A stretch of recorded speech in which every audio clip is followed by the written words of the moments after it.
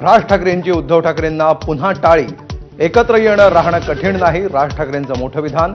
आमच्यातले वाद आणि भांडणं महाराष्ट्रापुढे खूप छोटी. महेश मांजरेकरांना दिलेल्या मुलाखतीत स्पष्ट वक्तव्य.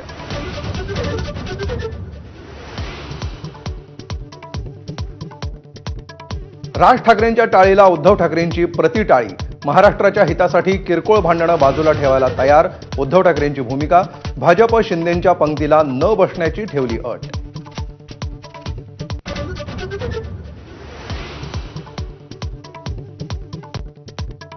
ठाकरे बंधूंकडून एकमेकांना साथ प्रतिसाद मिळत असतानाच ठाकरेंच्या ट्विटर हँडलवर दोघांचा एकत्र फोटो.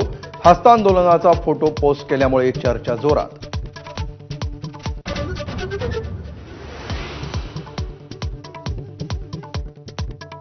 दोन्ही ठाकरे बंधू एकत्र आले तर मराठी माणसाचं भलं होईल.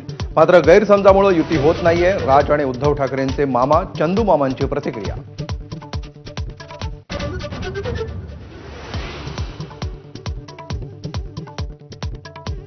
राज ठाकरेंच्या भूमिकेला नाकारण्याचा करंटेपणा करणार नाही, पण उद्धव ठाकरेंच्या अटी मान्य करा. संजय राऊतांचं आवाहन. तर कोणत्या नैतिकतेनं अटी शर्थी ठेवताय? संदीप देशपांडेंचा सवाल.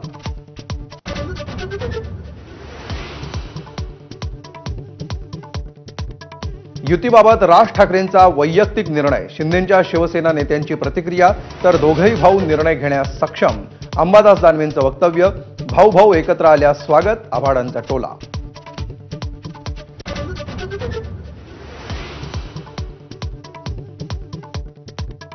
हिंदी सक्तीच्या मुद्द्यावरून उद्धव आणि राज ठाकरेंचा एकच सूर. हिंदी सक्ती खपवून घेणार नाही, उखडून फेकू. उद्धव ठाकरेंचा इशारा. मराठी माणसानं जागृत राहणं गरजेचं. राज ठाकरेंचा सल्ला.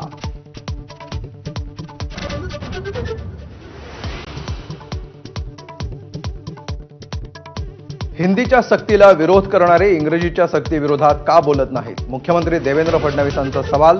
तर हिंदीला विरोध केवळ राजकारण करण्यासाठी. अजित पवारांचा निशाणा.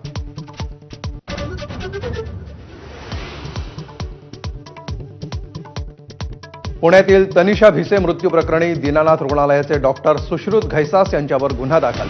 तर ससूनचा अहवाल पुणे पोलीस आयुक्तांना प्राप्त.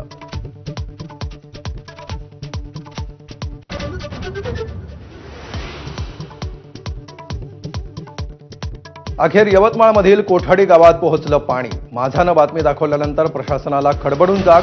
सोलर प्लेट्सद्वारे वीज पुरवून बंद पडलेले नळ सुरू.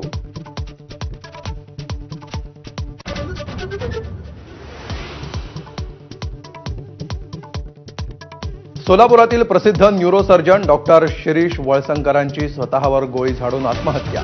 वैद्यकीय क्षेत्रात मोठी खळबळ. आत्महत्येचं कारण अद्याप अस्पष्ट.